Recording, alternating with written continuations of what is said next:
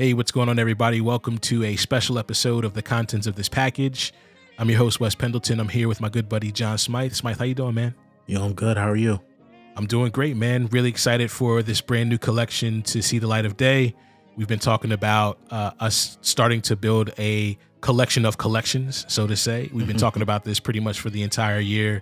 And one of the reasons why we produced so many projects and sample packs was because we wanted to be able to have collections ready to go, full with content before 2020 came around.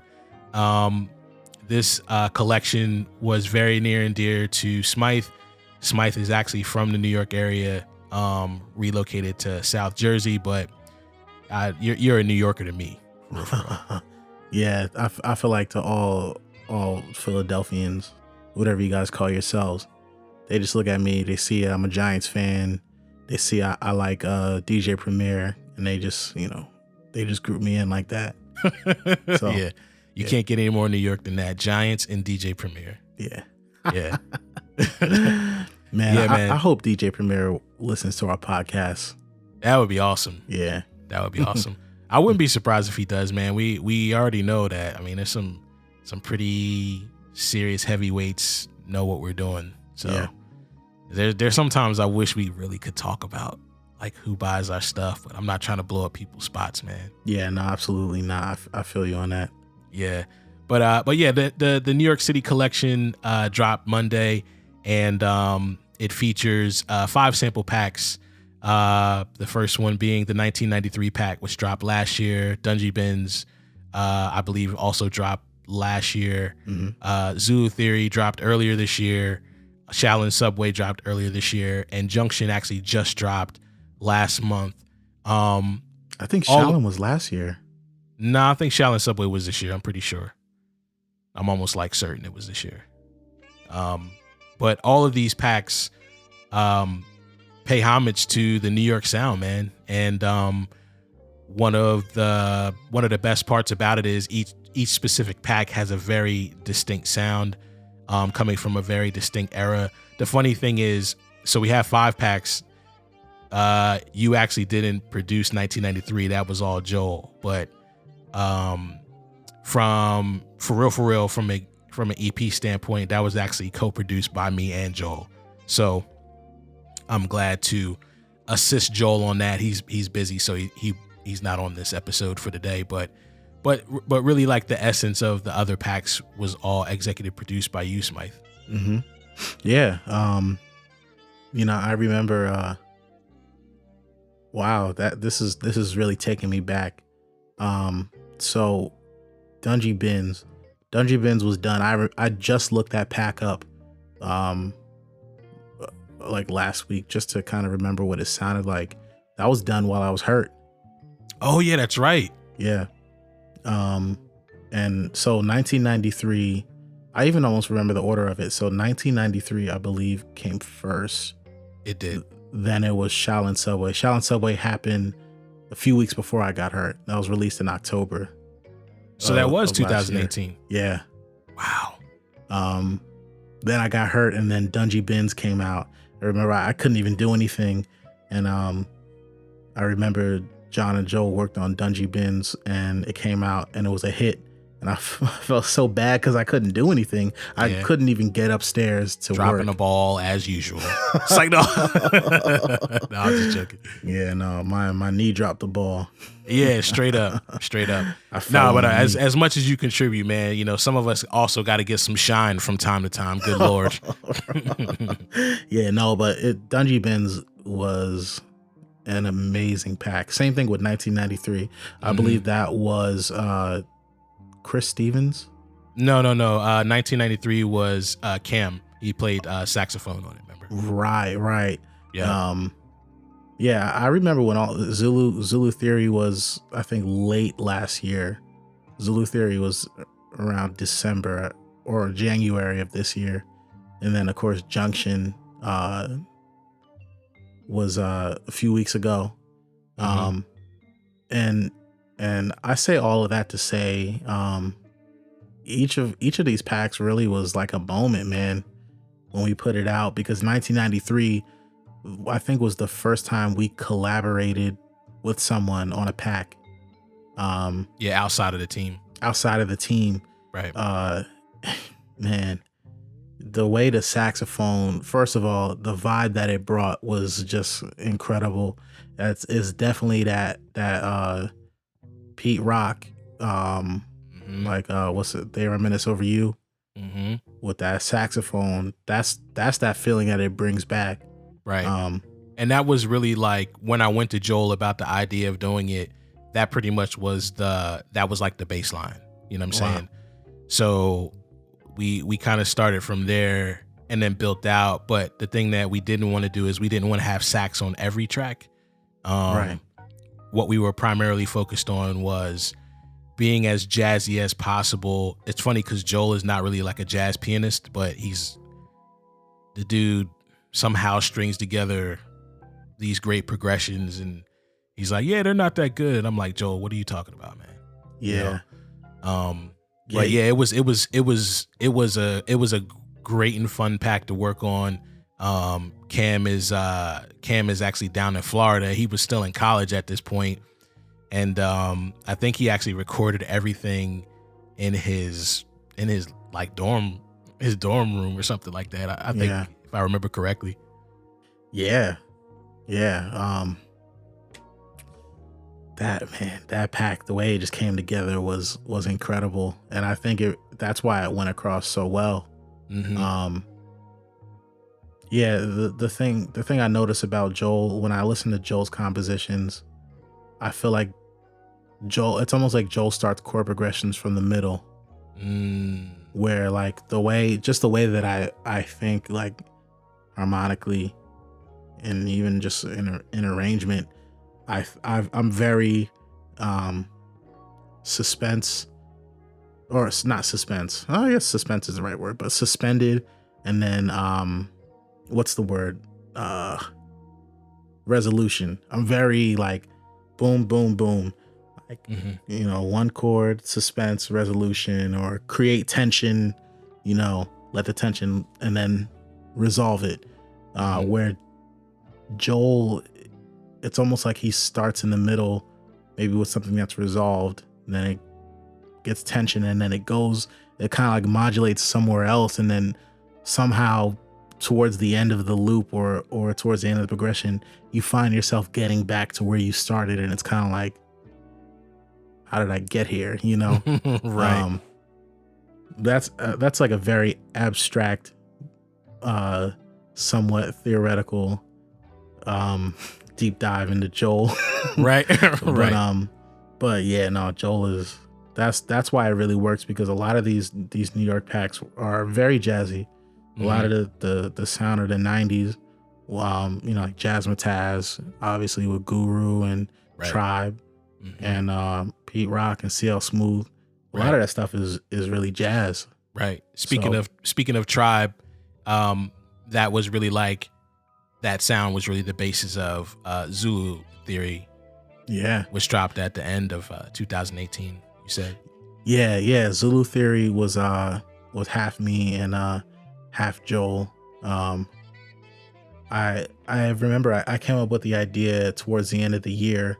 I was just getting back to work. I was able to work, and around the time I was off, when I was just on the couch, couldn't even move. I really wanted to hit certain sounds that were kind of obvious, but we just hadn't really gone there yet. Like I remember that, along with like Synesthesia, which was like Pharrell, and like there was the Trap Migos. Like around that time of the year, I was just like, yo, there's so many prolific artists, Outkast, and that we have not created these sounds. And when you think prolific, you have to think Tribe. That's a sound in itself. Right. So the idea for Zulu Theory came out of really just paying homage to they're the hip hop Beatles, Yeah, straight up. One of the things that you guys scare me, specifically with a lot of the sounds and across the collection, especially like Shaolin Subway and really Shaolin Subway, you guys are able to create, it's like really scary how much that you're able to create sounds that are cohesive but dissonant at the same time, because a lot of like the old New York sound I never really fully understood. And I mean, you know, this is just me being a boring person in general, but I never really understood how those guys could literally have bass lines that were technically off key of what the main melody was, if you could even call it a melody, you know? Yeah. So, I might as well. It's very like music theory driven. It's funny as mindless as it sounds, and I'm sure even so, like let's say Shaolin Subway, which is Wu-Tang inspired, right? As soulful as RZA is, I'm sure maybe he was thinking like, oh yeah, this is an altered chord at this part. Like this is good because this is a D7 sharp 9, and if I loop it, then blah blah blah. I'm sure there's no thought, no deep music theory thought into that, right? But what's really behind that, like let's say like Clan in the Front, which is an inspiration for a lot of the loops. The piano part for Clan in the Front, I'm not sure what sample that is, but it's very like what's the name? Starts with a T. Jazz pianist. Thelonious? Thelonious. It's very Thelonious. In jazz music, which again is where a lot of these samples come from, there's a lot of the sound of what people consider to be hip, or what jazz musicians call hip, is taking tension, chords that build a lot of tension. So I'm really just gonna go for it because I don't know any other way to explain it. Yeah, don't hold back, man. Yeah, so like let's say if we're in the key of C, we're gonna look at a 2-5-1 progression, which would be D minor, a G7 chord, and then a C major. A lot of times I feel like, you know, and this kind of 2-5-1 progression is everywhere in jazz. This is like the backbone of jazz. Mm-hmm. The 5 chord is where a lot of the tension is. So the 5 chord would be G, B, D, F, and where a lot of the tension is the B in that G chord and the F. Those want to resolve, and even more so the F wants to resolve to the E in the C major chord. So the way you build even more tension is if you alter that G7 chord. So now let's say you make it a G7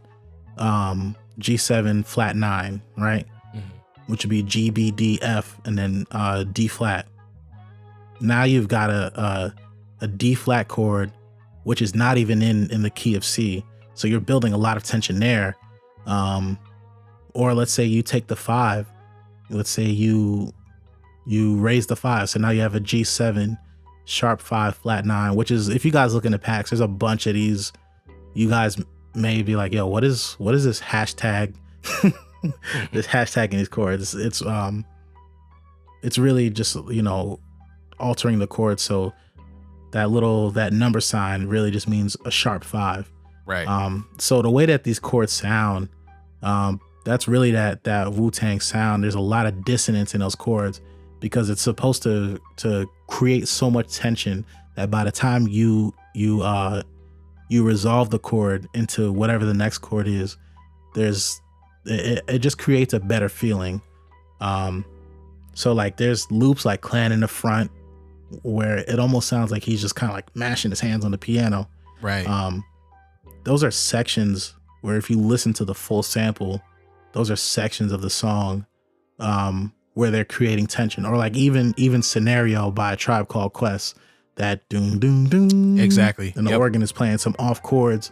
It's not even like the organist was like, yeah, I'm gonna play these off chords so that one day, you know, Tribe can sample, you know. Right. It's a pretty hip thing in jazz to create a lot of tension and to play off of that tension and then to resolve it on the next chord. It's just that tension creates such an emotion. And, you know, years later, hip hop producers capture that tension in these altered chords. And Yeah, so Shaolin Subway, to bring it back. If you look at the piano one shots and the guitar one shots in Shaolin Subway, there's all kinds of like crazy everything, because it's all just it's so tense, and it's so gritty, and it's just so, it feels uncomfortable, but it also feels a little bit soulful. So that's really where the sound of Shaolin Subway comes from. And then there's the techniques, of course, like, making a bass hump, and then adding a lot of fast modulation to the piano to make it sound a little bit honky tonk. Right. So yeah, it's crazy how deep it is. But when you're listening to Wu-Tang, you're not thinking like, oh wow, that's a D7 sharp 9 chord. Right. Oh, that's great. It just feels like, I want to jump around and like, kick somebody in the face. Yeah. Right. The funny thing is, so when I finally started like really trying to compose and make music, I remember sitting down with a lot of those chords and literally like looking at the piano like, what chord is this? Like, because I was mad lost. You know what I'm saying? And that just goes to show like, you guys' ears are just insane. You guys hear everything. I'm not there at all. Yeah. It's the funny thing is, it's really being able to label what exactly it is, and that's really just all theory. Like knowing, okay, this song uses this kind of chord, and then being able to associate. Okay, I feel like I want to kick somebody in the chin when I hear this kind of alter chord, or when I hear a progression that goes like this. So let me save that in the back of my mind when I want to pull on that emotionally. Right. That's really where I draw from. I just learn as much as I can, and I associate emotion with it, and then I just kind of like, pull from it when I need to. Right. Now, one of the things that's really dope about the New York Collection is, we kind of alluded to this at the beginning of the show, but you have a very distinct and unique connection to New York City. Obviously, you're from there, but you also have some very unique memories, like how you were talking about in the marketing piece that we put out yesterday, when you were talking about how your brother, when you were a baby, your brother was holding you while he was scratching and stuff like that. And you were even telling me about earlier how you were talking about how you guys were breakdancing and stuff like that. Yeah. Talk about like some of the emotional play that goes into creating some of these sounds. Yeah. Wow. Yeah, I don't know. That's actually a tough question, because, well, just to preface it, it's like me with the Philly sound, right? So yeah, like the neo soul / Soulquarian sound comes so naturally to me. Yeah, because I'm from here. You know what I'm saying? Like, yeah. And even though like out of everybody in that group, really only Quest was the only one from Philly. Like out of that group, in my opinion, the root sound really is the foundation for the Soulquarian sound, for real. 100%. Even though Dilla is part of Soulquarians and in the neo soul sound in the late 90s and early 2000s, that just comes so natural to me. And it's funny because when I listen to what you do, and I know for a fact how much that you actually tend to lean more towards like wanting to listen to New York artists, as opposed to maybe like the rest of us, you know what I'm saying? It's that sound just really comes natural to you, Yeah. Again, it's the kind of thing where I just emotionally connect and associate certain aspects of that sound to, I just kind of store it, like, when I hear Tribe Called Quest, like first thing I think of is that bass, and then when I hear that bass and the way it glues with like the super warm like electric piano or the guitar, I don't know. I just kind of, it's funny how I'm struggling to answer this question because I really don't even think about it. I just went through like a 5-minute music theory lesson, and then now you ask me how do you do it, you know? And it's right. Yeah, well, I kind of feel like it's the same thing as if somebody asked you, you know, how do you use your hands? I mean, I don't know. You know what I'm saying? It's I learned it when I didn't know I was learning it, you know? Right. And I think that's the same thing with you with this particular sound. Like for me, I listen to gospel music, and anytime I hear anything, like the other day I had Edwin Hawkins on for like a half hour straight, and I was just crying. Oh wow. Because it's just a part of my DNA now. You know, I can't listen to any Hawkins music and not start crying. I can't listen to Timothy Wright and not start crying. I can't listen to the Clark sisters and not start crying. You know what I'm saying? Yeah. And it's like a spiritual thing, obviously, but I think you're the same way with the New York sound. And we kind of tease you because, you know, you like love Primo and, you know, you love Gangstar and obviously, you know, your brother with Company Flow and everything like that. Like that's you all day. And the fact that you're 26, right? Turning 26 in a few months. Right. So you're 26 years old, but you have like this old soul because of the fact that your brother really indoctrinated into you when you didn't know that you were being indoctrinated into it. Cause you don't remember your brother holding you and spinning records. You know what I'm saying? Well, you know, the funny thing is what actually brought it full circle. Cause like I was into hip hop, like I got into hip hop really young. But it was really jazz. My parents would always play WBGO, which is a jazz station, a New York jazz station. And, like I would have this game where like me and my mom would have a game where we would hum jazz songs. And so like the stuff I was hearing was like Miles Davis, like So What, which is funny because that album Kind of Blue was 60 years old. I think it happened maybe last week. The Kind of Blue album turned 60 years old. And that was one of the albums I listened to a lot. John Coltrane, Charles Earlin, Herbie Hancock, and of course, you know, my other brother, his name is Matt. He's a jazz musician. You know, he's based out of New York. Well known, like organ player, trumpet player, is amazing. Along with him learning jazz, like that's really where my background is in jazz. So what brings it full circle is like that's what all these producers are sampling at that time, like in the 90s. That's where it all comes from. So when it comes time to make like Zulu Theory, I'm not really like, I'm pulling on like obviously a tribe influence, but also I also understand like, you know, they were sampling Ronnie Foster, or they were sampling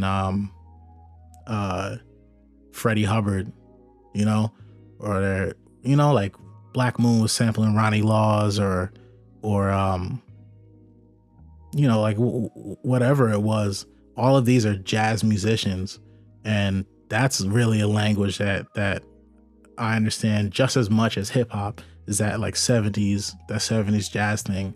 So that's really just as close to home as like that New York hip hop sound. So right. Yeah, I could really, I couldn't even get through this without attributing part of that, not just to my brother, but my parents were always playing jazz. Like, you know, that's why learning it, to this day, I'm still not a great jazz musician, but I still connect with it in a way where I don't even, when I listen to jazz, I don't think that I'm listening to jazz. It just sounds like great music, you know? Right. Same thing with the hip hop. So yeah, I think that's a better way to answer the question, is that it's also drawn from where those samples came from. Mm-hmm. Got you. Now, out of all these packs that are in this collection, which one is your favorite at the moment? Because I know, like with myself, like I can switch it up. Like at the moment, I might be feeling one, but 6 months from now, I might be in a totally different mood. So I can't say this one is just my favorite forever, you know. But like as it stands, like at this moment, which one was your favorite out of that collection so far? I gotta say, it probably will always be this way. It's definitely Shaolin Subway. I just remember doing that pack, and you were mad hype about that pack, yo. Yeah, because it was you sent me every composition that when you were done of that one. Yo, listen to this, John. Yeah, because you know, it just everything just came together, and it was definitely one of those packs where I don't even know if a lot of people really caught on to it the way, like I didn't really sense the feedback like I did from other packs. Well, no, it caught on. It did. It's definitely a higher seller. Yeah. Oh, okay. Far. Yeah. It's like we said in the legacy pack. That's another one that's in the legacy pack. Mm-hmm. It's such a specific sound, and I just remember going for it, and you know, I play piano on that pack. I don't normally play piano on anything, just because I don't know, like I'm getting the hang of like Rhodes or pianette. That's a different sound. The piano is a little bit. It's not harsh, but it's a little. You know, you got to actually kind of know how to play, and Shaolin Subway just allowed me to, like, it was so simple. I could just take these super dissonant chords and just play a melody up top and play the chord in the left hand and just kind of create these really like eerie sounding melodies. Mm-hmm. Shaolin Subway, and to me Shaolin Subway just captures a specific sound really well, in my opinion. Right. Yeah. I love that one. Okay. Dope. Well, I mean, you know, we were really excited when we first started talking about this earlier this year of getting this collection out to everybody. And it definitely was a process, you know, getting all of those packs together to make sure that we could even start a collection. But so excited that it's finally gone live. I really wanted to kind of put something out before the summer started, but I think we realized that, I think I said initially that I wanted to make sure that we had 5 packs in there before we put out a collection. So, right. Or maybe I said 4, but I don't remember. But we ended up doing Junction 2 over the summer. So Junction is like the perfect icing on the cake to get it started, you know? Yeah. So, but yeah, man, yo, appreciate everything that you did with this collection. I'm pretty sure like our followers and supporters, they also 100% appreciate everything that you put into each one of these packs, man. Wow. Yeah, more to come. For sure. We appreciate you guys listening. The rest of this week, going into Sunday, you can actually save 30% off of each of the titles within the New York Collection. Make sure you guys are taking advantage of that. Go ahead and visit soulsurplus.com. Click on the collections tab, click on New York Collection, and you'll see the newness. Smythe, thanks for hopping on, man. Yeah, thanks for having me. All right, talk to you. Peace.